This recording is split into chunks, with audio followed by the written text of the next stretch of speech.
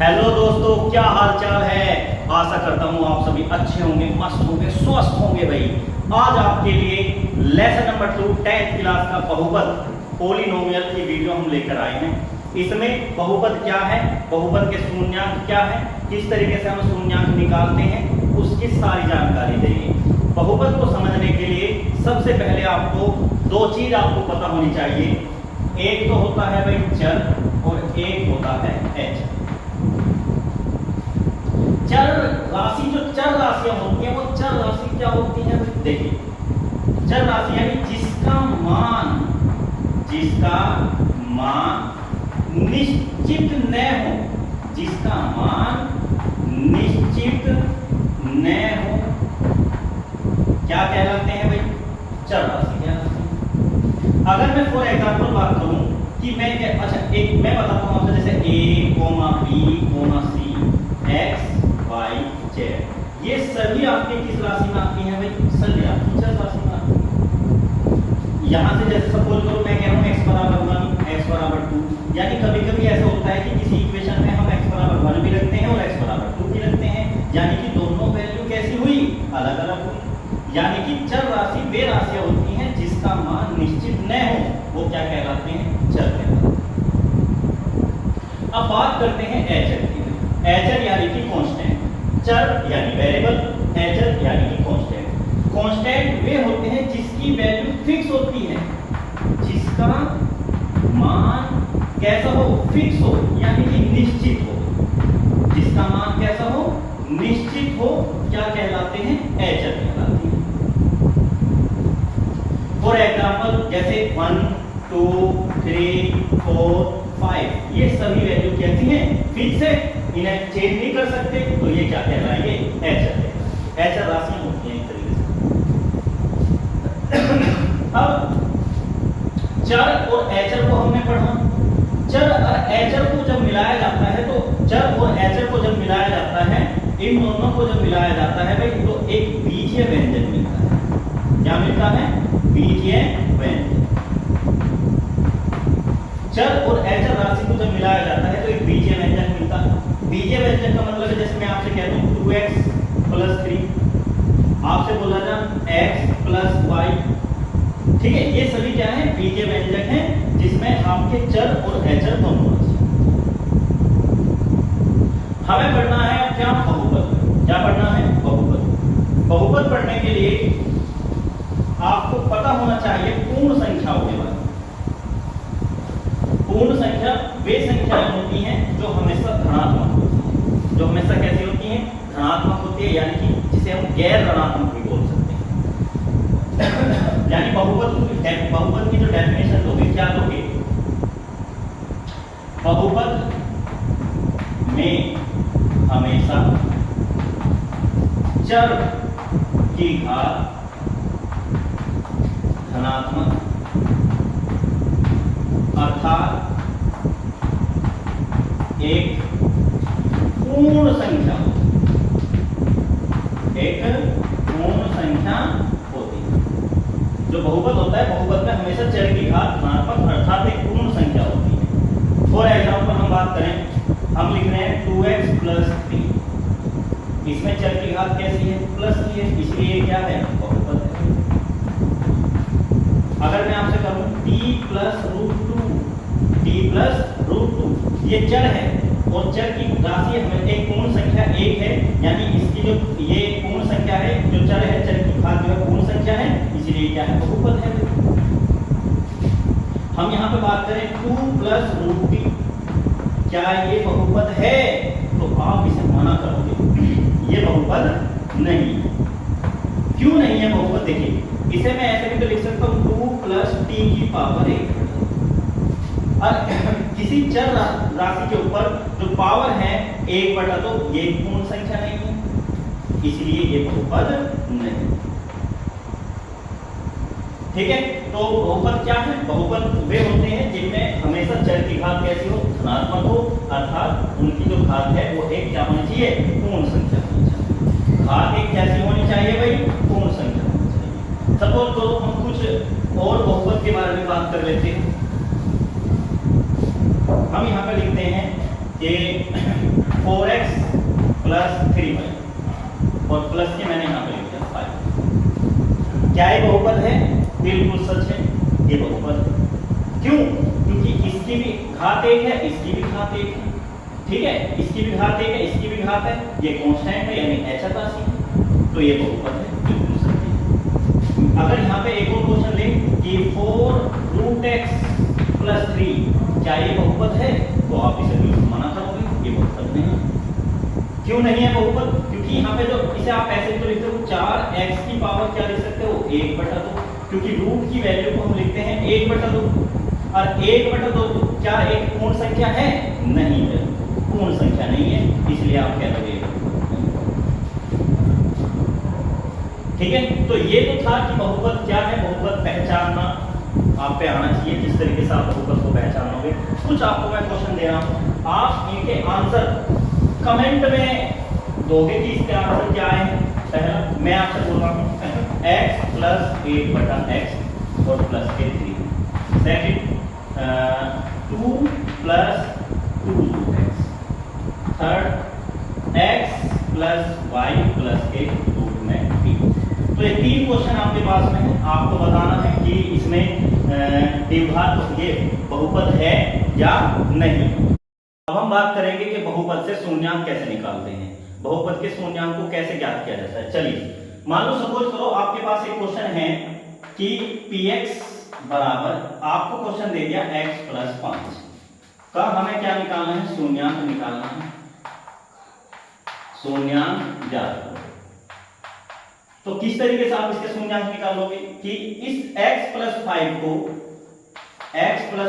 Equal करोगे 0 के, plus 5 इधर जाएगा, प्लस की वैल्यू तो इधर जाएगा, कैसी हो जाएगी माइनस की, तो x की वैल्यू कितनी निकल के आएगी माइनस के 5, यानी कि इस क्वेश्चन का जो शून्यांक निकल के आया वो -5 आया। और एक बहुत इंपॉर्टेंट बात यहां से आप एक बात देखो, इस x की घात कितनी है 1 है, यानी बहुपद कितनी घात का है 1 घात का है, इसलिए इसका शून्यांक भी कितना निकल के आया 1 निकल के आया।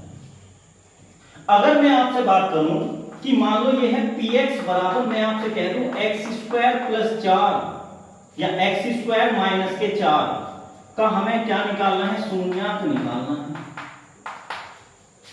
तो आप क्या करोगे, x² माइनस 4 बराबर 0, x² माइनस 4 इधर जाएगा प्लस का, स्क्वायर से आप रूट चढ़ाओगे, जब भी आप किसी डिजिट पर रूट चढ़ाते हो तो उसके साथ प्लस और माइनस, पॉजिटिव और निगेटिव दोनों चिन्ह आते हैं।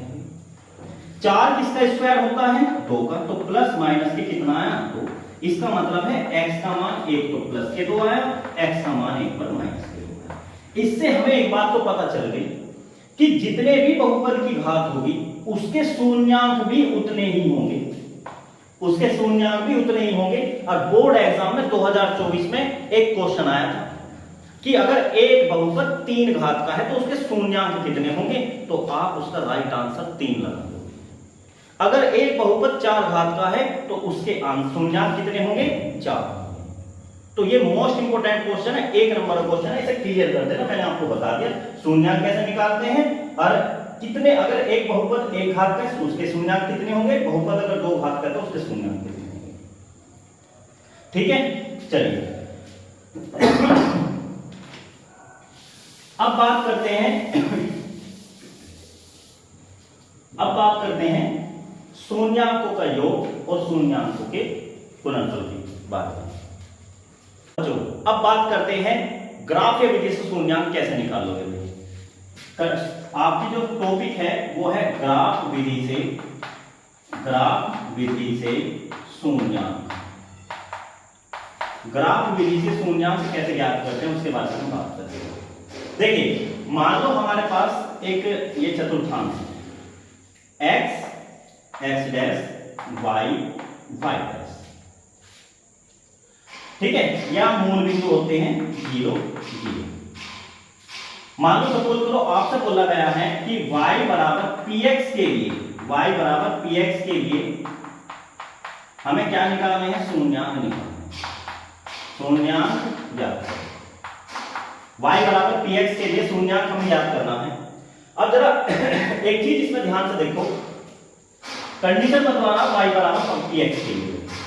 अब हम एक वक्र यहां से खींचते हैं। मान लो मैंने एक वक्र यहां से खींचा, ये वक्र जितने x x को काटेगा वे उतने ही शून्यांक होंगे।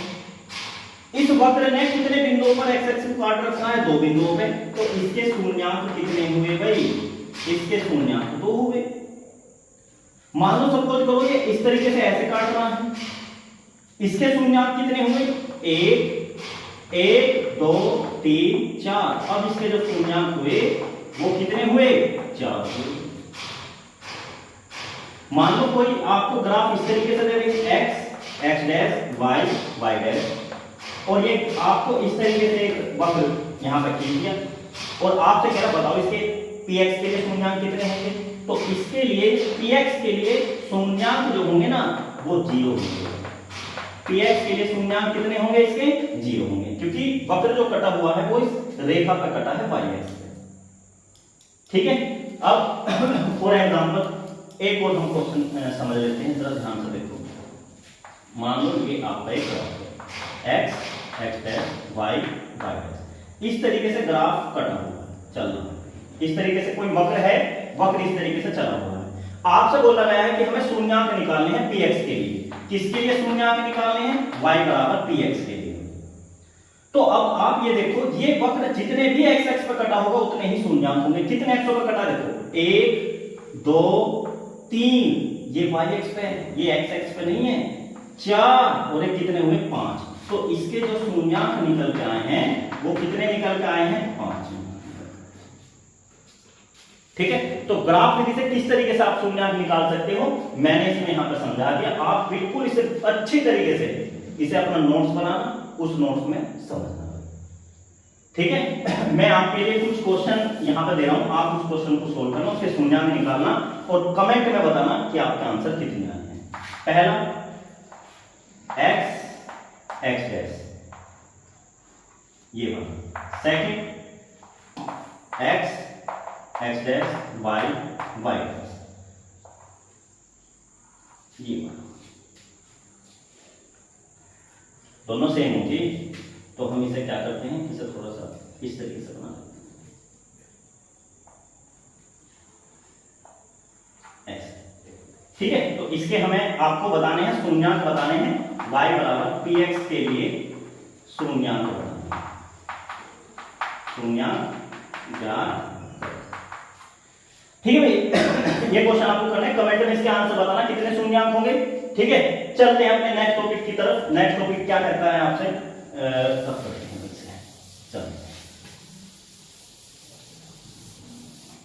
चलिए अब हम यहां पे सीखेंगे शून्यांकों का योग व गुणनफल।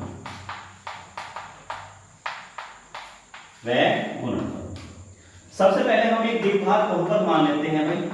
द्विघात बहुपद मैंने माना ax plus bx plus c, हमारा ये द्विघात बहुपद है। ax plus bx plus c एक चर के लिए बहुपद द्विघात बहुपद है। अब इस द्विघात बहुपद के लिए हमें शून्याङ्कों का योग और गुणनफल के बारे में संबंध बताना है। सबसे पहले हम शून्याङ्कों का योग निकालते हैं। शून्याङ्कों का योग, शून्याङ्कों के योग के लिए फॉर्मूला होता है माइनस x का गुना अपॉन में x स्क्वायर का गुना। ठीक है। अब जरा यहां पे देखो, मान लो इसके दो शून्याङ्क, माना इसके दो शून्याङ्क आप क्या मान सकते हो, अल्फा व बीटा। इसके दो शून्याङ्क मान लो, तो शून्याङ्कों का योग, शून्याङ्कों के योग का मतलब है दोनों जो शून्याङ्क है इसको ऐड कर देंगे, अल्फा प्लस बीटा। यहां से वैल्यू निकालो, माइनस x का गुणांक, x का गुणांक कितना है यहाँ पे b है, x स्क्वायर का गुणांक कितना है, ax स्क्वायर। सॉरी हमारा जो बहुपद है वो ax square plus bx plus c है, उसमें थोड़ी सी मिस्टेक होगी थी, तो ये ax स्क्वायर, तो x स्क्वायर का गुणांक कितना होगा, a होगा भाई, माइनस के b अपॉन a। अब एक होता है शून्याङ्कों का गुणनफल, शून्याङ्कों का गुणनफल। शून्याङ्कों के गुणनफल का फॉर्मूला होता है क्या, h पद अपॉन में x स्क्वायर का गुणनफल। चलिए अचर पद कितना है, अचर पद कितना है यहाँ पे, कांस्टेंट कितना है c, और x स्क्वायर का गुणांक कितना है यहाँ पे a। तो अब शून्यांकों का गुणनफल का मतलब है अल्फा इंटू बीटा जो निकल का है वो निकल का है c अपॉन a। ये शर्त भी बहुत जरूरी है आपके लिए, मोस्ट इंपोर्टेंट है। तो इस शर्त को भी आप समझना कि द्विघात बहुपद ax square plus bx plus c है, इसके शून्यांक हमने मान लिए अल्फा व बीटा है। तो शून्याकों का योग मतलब अल्फा प्लस बीटा, फॉर्मूला क्या होगा, माइनस x का गुणांक, x का गुणांक यहाँ पे b है तो हमने b लिखा, x स्क्वायर का गुणांक, तो x स्क्वायर का गुणांक a है, यहाँ पे a लिखा हुआ है। एक है शून्याकों का गुणनफल, यानी कि शून्याकों के गुणनफल का मतलब है अल्फा इंटू बीटा बराबर होगा एचर पद, एचर पद यहाँ पे c है और x स्क्वायर का गुणनफल यहाँ पे a है, तो c अपॉन a। ठीक है, इस शर्त को आप नोट करना बहुत अच्छे से। अब चलते हैं नेक्स्ट शर्त की ओर। नेक्स्ट कंडीशन क्या है, नेक्स्ट टॉपिक क्या होगा उसके बारे में चलते हैं। चलो इसे आप नोट कर लेना, ये मोस्ट इंपोर्टेंट है। देखिए नेक्स्ट जो कंडीशन आती है, नेक्स्ट कंडीशन आती है द्विघात बहुपद का बनना। द्विघात बहुपद का बनना, द्विघात बहुपद के लिए एक सूत्र होता है भाई, एक्स स्क्वायर माइनस शून्याकों का योग, शून्याकों का योग बाहर x प्लस शून्याकों का गुणनफल, शून्याकों का गुणनफल। ये फॉर्मूला आप याद रखना कि द्विघात बहुपद बनाने के लिए फॉर्मूला होता है एक्स स्क्वायर माइनस शून्याकों का योग प्लस शून्याकों का गुणनफल। अब जरा फॉर एग्जांपल एक क्वेश्चन सोल्व कर लेते हैं। मान लो आपको शून्याकों का योग दे दिया 2 और गुणनफल दे दिया आपको 3, आपसे कह रहा है द्विघात बहुपद बनानी है। क्या बनानी है, द्विघात बहुपद बनानी। चलो फॉर्मूला आपके पास है एक्स स्क्वायर माइनस शून्याकों का योग, यहां पर फॉर्मूला लिख लेंगे सबसे पहले, शून्याकों का योग बाहर x प्लस शून्याकों का गुणनफल है, शून्याकों का गुणनफल। चलिए एक्स स्क्वायर माइनस शून्याकों का योग कितना है, 2 है, बाहर है x प्लस शून्याकों का गुणनफल कितना है, 3। ये आपका द्विघात बहुपद बन जाएगा। एक नंबर का क्वेश्चन आपका यहां से पूछा जाता है, यानी कि हमने बहुपद का जो बेस पढ़ा है ना, एमसीक्यू में 2 क्वेश्चन आपको मिलेंगे भाई, 100% 2 क्वेश्चन आपको मिलेंगे। हमने जो आज बहुपद का इंट्रोडक्शन बताया है, इस इंट्रोडक्शन को आप सही तरीके से वीडियो को देखना, समझना। और मैंने जो आपको क्वेश्चन दिए हैं, 2 क्वेश्चन दिए हैं कि शून्याकों के आपको शून्याक बताने हैं ग्राफ विधि से, उसके आंसर बताना, कमेंट करना और ज्यादा से ज्यादा इस वीडियो को शेयर करना, लाइक करना, सब्सक्राइब करना। नेक्स्ट पार्ट में बहुपद के जितने भी इंपॉर्टेंट क्वेश्चन हैं, उस इंपॉर्टेंट क्वेश्चन को हम नेक्स्ट वीडियो में लेके आएंगे। तब तक के लिए धन्यवाद।